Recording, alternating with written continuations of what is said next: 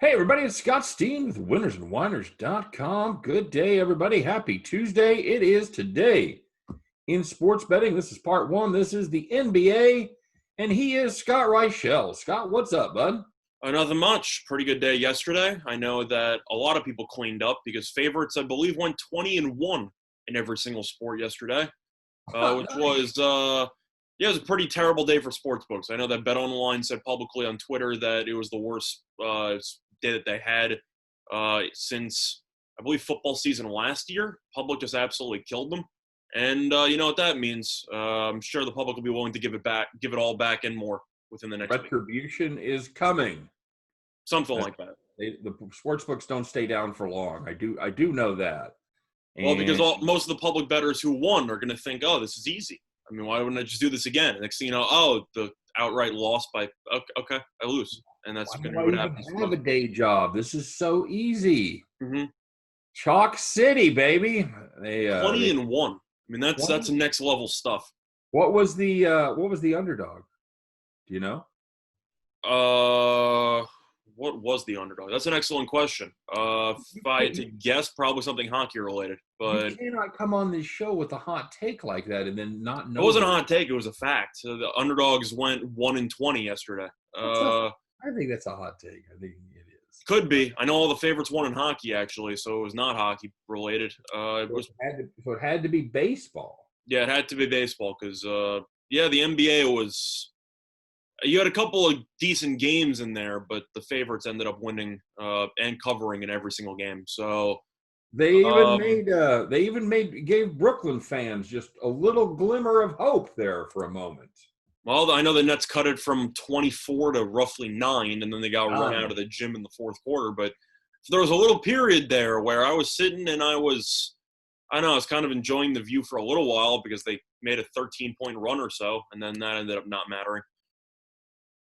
I'm going to say Cardinals over Cubs, Scott. That the first day of the doubleheader was the one underdog because the Cubs were around -1, I believe it was 70 with Hendricks, and they ended up Yeah. losing. Yep. I think that was the only underdog to win the entire day. That's amazing. That is amazing right there. Okay.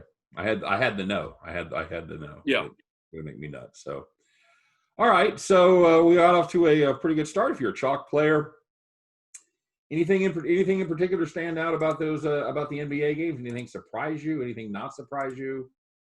I mean, Anything that I guess was not surprising to me, but was surprised to I guess everybody else was the fact that the referees basically took over the Clippers Mavericks game. Apparently, fans have not realized that referees in sports just aren't that good. And Porzingis got ejected in the third quarter. Now, I know that turned into a huge controversy, talking about how you can't eject this player, you can't do whatever. He wasn't ejected for the fighting. He was ejected for the second technical foul. I think that's an important distinction that people need to right, make. right.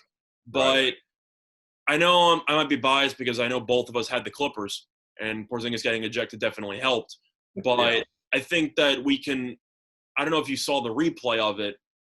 It really didn't bother me as much as it bothered a lot of other people. Was it a soft technical to give? Yes. But Porzingis did walk in between Doncic and Morris, and then a shoving spree turned out. So was I really surprised that he got a technical foul out of that? No. Porzingis probably knew that he had a technical and he should have avoided the situation entirely. Was it a soft technical? Once again, yes.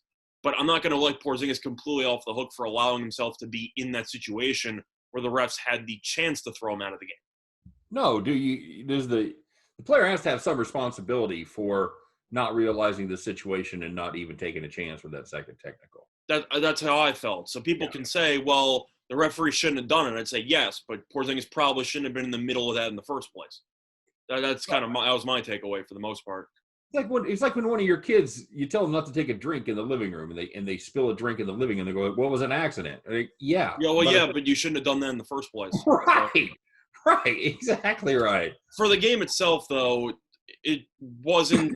The first half was definitely interesting. That was something else. Clippers were up 18-2, and went down 14 points, and then cut it to like 4 at the half, and then Porzingis gets ejected, and you're thinking to yourself, all right, my Clippers bet just looked a lot better. And Doncic had 42, Eaton like 6. and nobody else really did anything. So that is the summary of why I thought the Clippers would sweep or win in 5. They just don't have any supporting cast. Clippers cover that with Porzingis still in there. Probably not. Considering that they barely covered when he was out, and Porzingis is clearly the second best player, I'd say no. But I definitely think that the Clippers should roll moving forward, because I think that they got to figure out a defensive game plan for Doncic. But nobody in that supporting cast showed up in the second half. No, you're right. And that's why I thought the Clippers would dominate the series. Hardaway, Curry, they basically went in the tank. They made a couple of threes in the first half, but second half came around, and Kleber, Hardaway, Curry really just did nothing. And they get in the habit sometimes of just standing around and watching Doncic. And the same thing that Houston does with Harden. They just all stand around and then figure something out. They don't move without the ball. They don't do the little things. It's just hand them the ball and watch them do their thing. So I'm so impressed though. Doncic's first playoff game, he goes for like 42, 8, and 6. That's kind of nuts. He's a hell of a player. He really is. However, it wasn't Donovan Mitchell. So I can honestly say I missed that entire game. I actually passed out. I just fell asleep and I missed the entire game. I had Denver money line to parlay, and I woke up a winner. But nice. Apparently Mitchell was insane, and he was rewarded with nothing. So, yep. Oh well. That's the way that works. All right, so let's take a look here at the. That's the backdoor cover there with when you're covering in overtime that Denver did there. Anytime you get outscored by 10 in overtime and the spread's single digits, that's gonna be a pretty bad beat for some people. Beautiful thing. All right, let's take a look at today's game. Got an early game here that we'll hit it real quick because it'll already be going or over by the time this is actually posted. The Milwaukee-Orlando game, the Bucks, huge favorites here, 13. Do you think that they're big enough favorites? I just think Orlando is so bad. I know that Milwaukee was terrible in the bubble and all, but do you think lack of motivation played a factor because they really had nothing to play for? Well, here's my question: Why did the Lakers get dinged for being terrible in the bubble, and Milwaukee it's business as usual? I've been roasting Milwaukee as well. It was just a matter of the media loves to talk about the Lakers more than they like to talk about the Bucks. That's kind of the main reason why. But both teams didn't care at all in the bubble.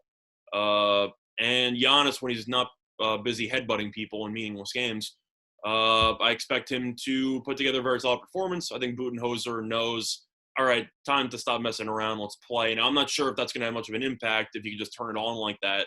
But Orlando is not a good NBA team. So I think Milwaukee should cruise in this one. No, and Milwaukee is such a frustrating team because they're a team that can come out and beat you by 30, or they're a team that can frustrate you and play down to their opponent and win by 5. Yeah, that's the Bucks. I'm glad this is the early game. I don't really want any part of this. I wouldn't want to play it, but I can't take Orlando. Defensively, after Isaac got injured, this team is really bad, and I think that Milwaukee has the ability to force Orlando into some tough shots because they don't really have many shot makers on the roster. I think that you'll agree with Orlando. So I think Milwaukee should do enough offensively to cover. Plus, I know that the longer they make the playoff run goes for Milwaukee, the more, I'd say, stout defenses they're going to face when it comes to guarding Giannis.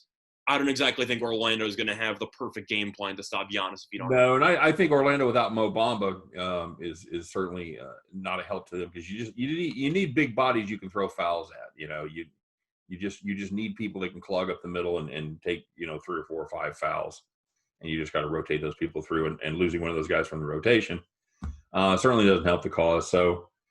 If I had to lean, I'd lean Milwaukee. I think the Bucks will probably win by 20. I can understand why this line is so high and why people would be scared off from taking it. Yep. But Orlando's one of those teams that you just look at and you just say to yourself, Milwaukee's going to sweep them. It's just a matter of time. All right. They're just not even in the same stratosphere when it comes to talent.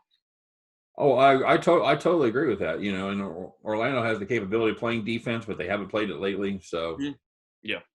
Miami and Indiana. Indiana is the dog here plus 4.5. 215 is the total. I know that I like Miami minus 4.5. Indiana showed a spurt there in the middle of the bubble where they really looked like a great team. But I think that I think that they probably peaked too early. Would be my guess here. But you got to also keep in mind of who they played during that streak. Was it all cupcake opponents? Were there some serious opponents in there? Not really. If you broke it down, they looked really good against the Wizards. They looked really good. I think Utah was one of those teams, I think. They had a couple of games where they won pretty handily, but I don't remember them playing any superstar teams. Am I saying that Miami is an elite level team? Not necessarily. One of them was Orlando. So yeah, that's what I'm saying. They beat Orlando. They beat the Sixers, who are not good.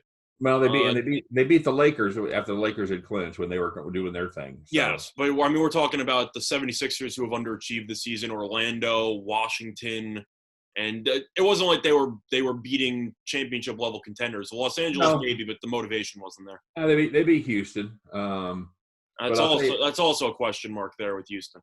I'll tell you, the team they lost by 22, it was Miami.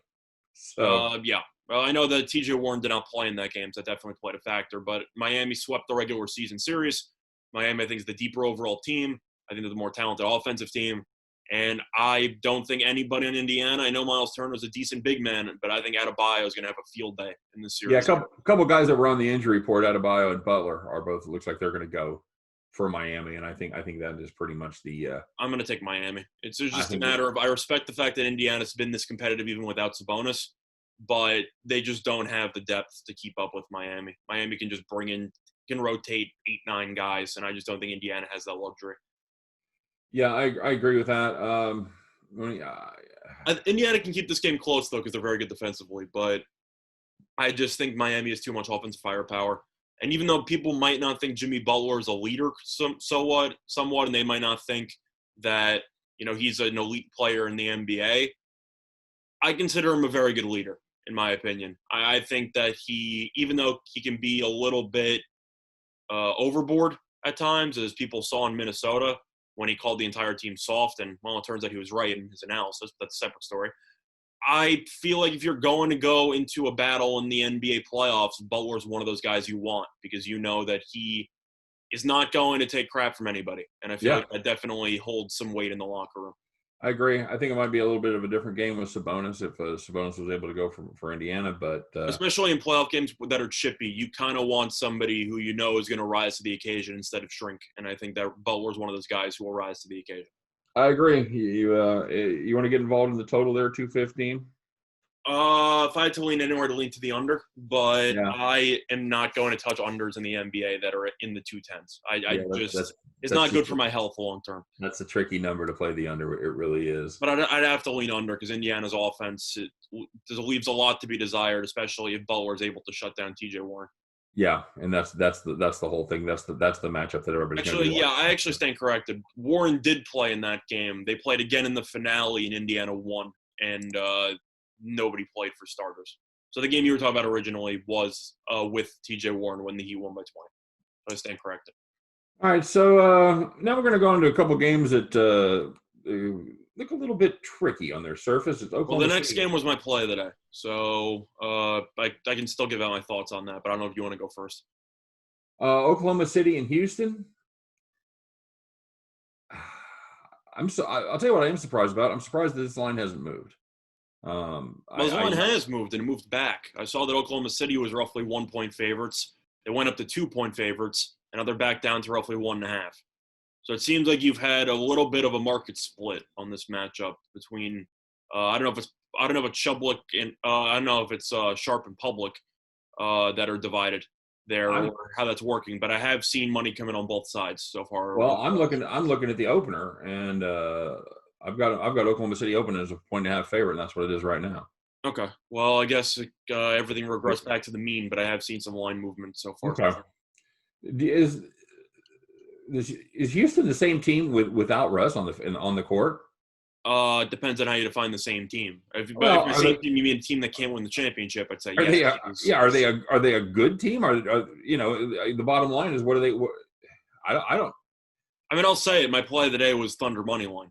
That was my play of the day. I know that it's not the greatest spot just based on looking at the teams just on paper. You see the Rockets and you go, do I really want to go against Harden?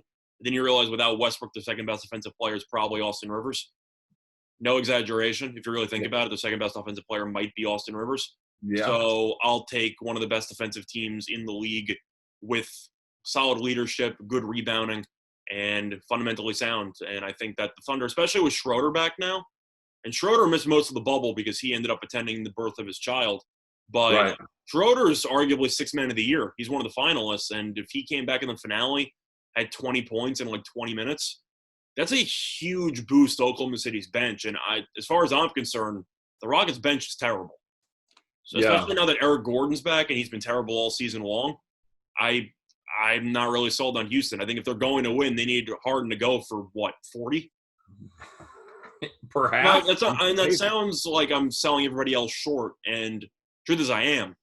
The thing you have to keep in mind is the Rockets' offense is so heavily based on Harden dribbling the ball that you basically need Harden to put up 40 points to win any game, especially with Westbrook not there because you don't have a guy who can really create his own shot besides Harden. And Oklahoma City being so good defensively, I don't know if you'll agree with me. I don't really know who's going to guard Harden. Maybe Chris Paul. I doubt it. Probably Gilgeous Alexander if I really had to guess. But I think you can agree that if Harden's going to be the only guy doing anything, and both these teams have the same record in the regular season with Westbrook playing a decent portion of these games, Oklahoma City is definitely the better team right now. I think you can agree with that. I don't know how you argue against that. But based on that, you're going to be the better team with no home court advantage for either side. I got the money line at minus 118. I don't really know how I'm supposed to. Don't get me wrong. If Harden goes nuts, then he goes nuts, and I'll tip my cap. But there's really only one way Houston can win this game, and that's Harden going off. That's how I viewed this. I'll tell you what I like about Oklahoma City. It's one of the best matched up teams to play small ball with them. They play when they can play their 3-guard lineup.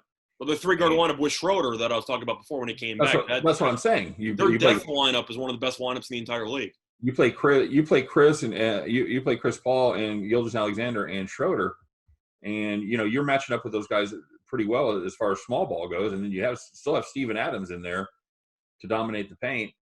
I don't see much of a path for Houston here. I really I had Oklahoma City winning the series. I thought that if Westbrook was healthy, I would have taken the Rockets in 7 because I thought Oklahoma City still could have given them a run for their money. Without Westbrook in game 1, possibly for game 2, and the fact that he won't be 100% for the rest of the series, I think Oklahoma City is going to win the series. So that's kind of my thoughts on it. Yeah, I would agree with you. By the way, no team was better against the spread than Oklahoma City. So I got them on the money lines. That doesn't really apply, but that means that if cause I'm still a believer that if the money line's the money line and the spread's 1.5, I'll give the 8 cents of juice away for saving roughly an extra point. So, yeah, that's not a bad play. The money line has gone up to minus 123. I'm a little less inclined to get involved there, but at minus 118. Yeah, I know last night when I was line shopping, I saw it mostly around minus 125, minus 130, but FanDuel at minus 118, so I just jumped on it. Yep, that's a good play right there. Any interest in the total of whatever? The truth is, I'm kind of surprised that this total is that high. It's at 225. I really thought it would be lower. I know Oklahoma City has the ability to score, but I think you can agree with Westbrook with Westbrook out of the equation. Harden's probably going to dribble in place for about, 18 seconds out of the shot clock all the time. Yeah. Oklahoma City's still an elite defensive team and plays relatively slow offensively. I thought this total was too high. I figured this game would finish somewhere in the 210s. I was shocked it opened up at 225. At least that was my original thought process. And it has come down just a tick. It's 224.5 now. But still like the under. I don't think this game's going to break 220. Yeah, I agree. I think this is going to be a defensive battle, at least on one side of the ball. So. Mm-hmm. All right, and then the last game on the card is the Trailblazers and the Lakers. This game actually opened Lakers -5. It's now gone up to 6.5. Maybe I'm out of touch here, but because I know that Los Angeles is the popular team and everything like that. Are you surprised the Lakers have gained an extra 1.5? Because I'm kind of shocked by it. I really thought public would be on Portland here. No. It could just be big market things and the fact that they think, LeBron in the playoffs, whatever. But Portland's been so good lately, I figured the public would just ride the hot hand. Well, yes and no. The defense is still just dreadful. Oh, it's so bad.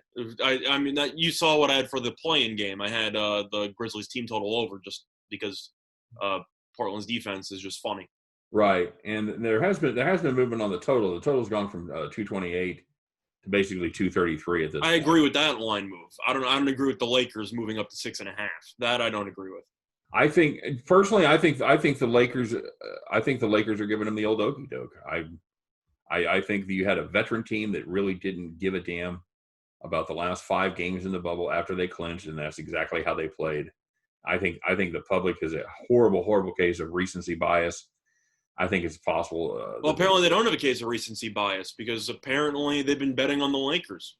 No, but even to have this number even that low, I think this number. Oh, so you think the Lakers should be like 8-point favorites? I do. I think this ends up being a double-digit Laker win right here. So we completely disagree about this game. I see. First of all, I'm going to do something that's not common.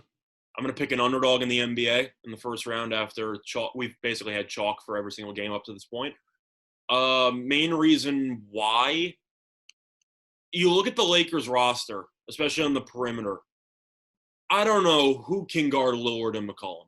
Now, I think that LeBron's going to end up having to guard Lillard at some point in the series. That was my main takeaway when I was looking at the rosters, because I don't know anybody else who can guard Lillard. I'm not saying LeBron can do it that well anymore. They can do it a lot better than his teammates, I'll tell you that much. So Right. I expect the Lakers to not do that. I think the Lakers are going to try to do what they normally do, pull LeBron on, I know, Gary Trent or some three-point shooter, try to save his stamina. And I think Lillard's going to cook him. If you want, I'm not going to say Lillard's going to go for 50. I'm not going to go nuts about it. But I think that Portland's a live dog here. And I think Portland actually might win this game. Now, do I think they're going to win the series? No. I still think the Lakers are the better overall team. I think they'll make adjustments. I think they'll win. But for game one, LeBron's teams, historically speaking, that have been successful have seemed to always come out flat in game ones of series. And I feel like, well, it's going to be a feeling out process for the Lakers. I think Portland's just going to keep going bombs away from the three-point line. And I do agree the Lakers, I think, are the better overall team in the grand scheme. But for game one, I'll take the 6.5. I actually have a sprinkle of Portland money line in my pocket already. I think that the Lakers are going to take a little bit of time to fully adjust, and I think that Portland has a serious shot to win game one. All right. Well, yeah, you and I completely disagree. We'll see what happens there. One of us will say I told you so later on. You're right. I just don't see a team playing defense that poorly. It could be both. The Lakers could win, but it could be like a 4-point game. And at that point, I don't really know what the I told you so is, because the game was close, but the Lakers won. That's going to be 140, 136. So correct. But if that happens, that's the problem that you also have to ask yourself if you're the Lakers, which is the fact that Portland's defense is so bad, but you'll get their supporting cast for the Lakers. Let's just say that they do end up crashing down on LeBron and Anthony Davis. You're going to rely on inconsistent Danny Green, Caldwell Pope, Kuzma, Caruso. You're going to rely on these people to take 20 shots combined in the playoffs. Well, all guys that have stepped up on occasion, they're going to have to do it again today. That's what I'm saying. The fact that you're relying on a couple of unknown commodities to step up is kind of a slippery slope. Wouldn't you agree? Yes and no. That's the main issue I have with the Lakers. I think the Portland defense makes it easier to step up. That's the main issue I have with the Lakers, is the fact that I understand Anthony Davis is going to destroy Portland in the series. I know that. Davis is going to go nuts. He's probably going to average 30-something points and roughly 15 rebounds. He's going to kill Portland. And I know that LeBron, if he actually takes it to the hoop, should have an insane series as well, even though he's kind of deferred most of the season. I think he has to take over at some point. But besides them, the entire supporting cast, Kuzma's hit or miss, but he's been pretty decent lately. I think you can agree that the entire supporting cast is basically garbage. I'm not even trying to sugarcoat it. That supporting cast, especially from a guard perspective, they might have the worst shooting guard depth in the entire league. Complete this phrase, Scott. Defense wins what? Championships. That's right. I'm not saying Portland's going to win a championship. I'm saying they're going to win game one. All right. Well, you enjoy your plus 230. What do you got your money line at? Yesterday I got him at +1. I got him at +215. I really didn't think it would go to 6.5. So yes. I kind of messed up and took it too early on the overnight. I really thought I'd see buyback on Portland. It was my fault, because I really thought, I guess, the money would not come in on the Lakers, which is, I guess my fault, because the public's always going to bet on the Lakers. But I think Portland's really live here, especially for game one. As the series progresses, I think they'll get exposed. But all I know is for Portland, since I have money on them in this game, please don't play Hazonia at all. You're going to give him 15 minutes. I know you're going to give him 15 minutes. Please don't play him. He might be the worst player in the league. Just don't do it. And try to avoid playing Zach Collins as well. So that's my main tip there for Portland. But that's my thoughts. All right, good enough, bud. Well, we got a little pride on the line in that last game, so we'll certainly be watching that one. I'm trying to be different. I picked an underdog. Last time I picked an underdog yesterday, we leaned to the Nets, and that was pretty fun, wasn't it? Well, you know what? It was close in the fourth quarter. That's really all I can ask for. It was a pretty good body of work that showed those. There's a hell of a trend with Toronto. I can't figure out the Nets in the bubble. I just can't do it. Yeah, I think they're going to get steamrolled in the series. I had them losing in 5. They're probably going to lose in 4. But yeah, Toronto is so good. That team is so good. It's just there's a reason why I have them in my finals. I just think they're that talented. Yeah, I was a Milwaukee fan coming into the bubble, but I think that Toronto has showed the ability to adapt and play better basketball. I'm still not sure how to describe my issues with Milwaukee because I have serious issues with them, but it's tough to express with words. Maybe it's the fact that I just don't think Middleton.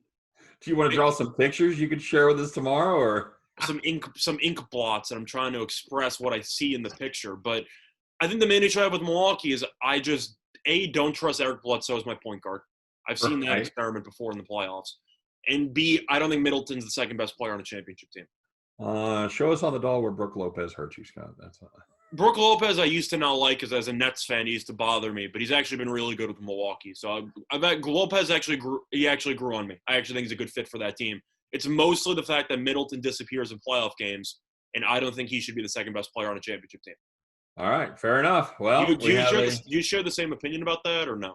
Because I know that Middleton's an all-star. I know he's good, but his playoff resume leaves a lot to be desired. I'm just going to throw that out there. It has so far. I'm willing to give people the benefit of the doubt. I'm willing to allow for some personal growth. So I'm a bigger believer in prove it to me before I, apologize to you formally. And right now, Middleton has not earned that apology. Ask me tomorrow. It could be. I'm not. Then again, well, tomorrow I guess I'm not going to overreact to a blowout victory over Orlando. I have Milwaukee winning in blowout fashion, but I think when you go up against the Heat in the second round potentially, or even the Raptors or the Celtics, I don't trust Middleton being that guy who's going to look like a top 3 guy on the court. I'd still rather have Tatum and Brown over Middleton, in my personal opinion. Well, I think Middleton has the better skill set. It's just a matter of whether it comes through at playoff times, and I don't. So far, it hasn't. So I'm going to keep selling it. But I don't know. Do you agree with me about Bledsoe though? Because Bledsoe is a little bit of a bigger sample size when it comes to playoff appearances. Yeah, I'm also a big believer that there's really no reason for that. That can't really. No reason. Wait, no reason for what? For someone to go in the tank for the playoffs. That's. Well, you can argue about the way that the game's being officiated. I guess that if that's the argument that you wanted to make, I guess you could certainly make that case that it's a different game in the playoffs. If we're talking about differences, I think that's the main difference that you'd be talking about between playoff basketball and regular, because people are still chucking threes every possession.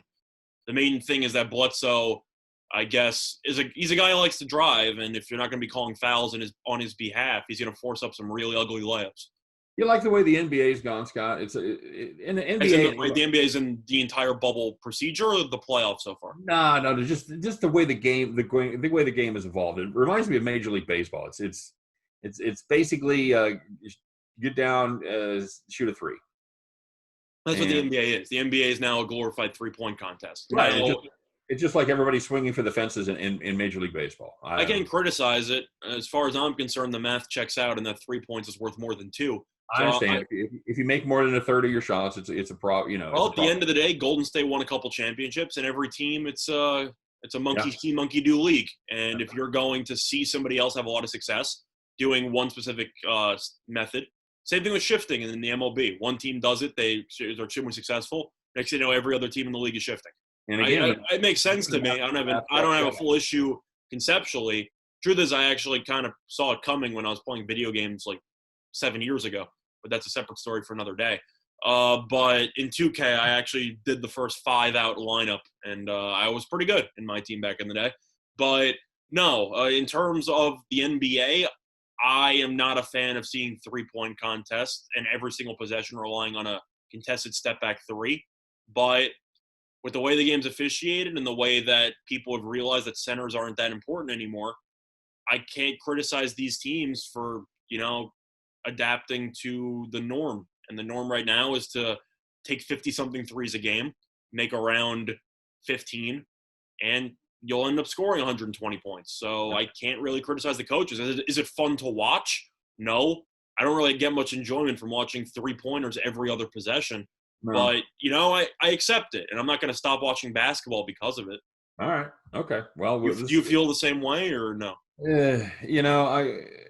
I remember. It's not the most aesthetically pleasing to me to see them take contested three-pointers every possession. And I can't really have a take without sounding like an old man, so I'm going to pass. I don't care. I found the middle ground where I acknowledge what I'm watching. Am I a fan of it? Not necessarily, but I'm not going to stop watching the game because of it. It's not unwatchable. I just acknowledge that every team plays the same way right now, and there's no real parity. Yeah, I'm just such not a fan of the NBA. I'm just not. Are you talking about from a betting perspective or from a watching perspective? No, from a watching perspective. I'll still bet on it. I think there's. That's what I'm saying. The NBA is one of those. I'd rather watch college ball nine times out of 9. I'd rather watch college ball, but that's mostly because I think the NBA regular season is meaningless, which is kind of my main reason why. It's, especially with home court, you want to really break it down. Going into the year, you have 3 teams that can win the championship, 4 teams every year. And those 4 teams are always going to be in the hunt the entire year, and no other team has a shot. Like going into the year, everyone said, "Oh, the Clippers have a serious shot, the Lakers have a serious shot, the Bucks have a serious shot," and some people were throwing in the Rockets. Now, the Rockets were more of a dark horse candidate for betting odds perspectives, but those same 3 teams have been the favorites all season long, and nothing has changed, and they're still probably going to make a deep run in the playoffs. And nobody will be surprised if either 3 of those teams win, and that's the issue I have with the NBA. No, and of course, everybody just left the reigning champions off the list because they lost Kawhi Leonard. So but Toronto's proven to be a serious contender. But my main point is you'll compare the NBA to other leagues. Baseball, you had the Nationals; they were below 500. They probably weren't going to make the playoffs. They ended up winning as a massive underdog to win the championship. Right. You had hockey, you had the St. Louis Blues. They were in the last place in the league. They ended up going on a serious run. They won the championship. You break down every single team in sports. Kansas City was one of the favorites, but they never got over the hump before. That people were curious if there were some issues. NBA, they weren't a favorite in 14. Yeah, the NBA you look at, and the favorites going into the season are usually the favorites by playoff time. I'd say about 98% of the time. And that's the problem you have with the NBA is that the regular season doesn't really mean anything because you know that the cream's going to rise to the top based on the fact that it's 4 out of 7 in the NBA. And, I think you'll agree with me. The favorites before the season will still be the favorites at the end of the season. I'd say about 90-something% of the time in the NBA. And you can't say that about the other sports. Barring a catastrophic injury. Yeah, barring an injury. I think you'll agree with that. And I think that's what happened to Golden State last year, where they just ran out of bodies there as far as their quality players go. So, all right, that's a show. Yeah. Let's go. That's kind of a brief rant, but that's I guess that's the main issue I have with the NBA is that I could do a whole show on why I hate these. That's my main issue about the NBA is the fact that not even about the 3-point line stuff like that. It's the fact that there is no parity. And you could say, well, the Celtics are rising and rising. I think we both know that they're probably not going to win the championship because I don't even care about that. I only care about it from an aesthetic point of view. And no, that's fine. I'm talking about from a regular season. I bet on regular season. I had a great regular season from a betting perspective, but I have an issue actually watching regular season games at night when I know in the grand scheme of things, good for the Houston, you're going to get smacked in the playoffs. That's how I view it. Year in, year out, NBA is probably my best sport, but I don't enjoy watching it. The NBA it's so fun to bet. Just fade all the bad teams and you'll do well. It's really hilarious. Almost like playing the stock market. You just buy your stock and you just forget about it. That's what something like that. Okay, there you go. That's a show. And should be a fun day. There should be some fun. So you're going with all chalk again for day 2. Because you like the Lakers, so you're going all chalk? Yeah. My closest game on that is probably the first 2. The Bucks could fall asleep in the second half and win by 8 or 9. I do worry about a backdoor there with Orlando making a late run for no apparent reason. I think the Pacers have a puncher's chance of covering the number. just because I think the game will be close, but I think Miami will do too much. But no, the only underdog I'm taking is Portland in this game, Okay. and that's mostly just because of the fact that I kind of want to see the Lakers in playoff mode succeed before I suddenly invest all my stock in playoff LeBron. Well, and of course the Lakers are my favorite.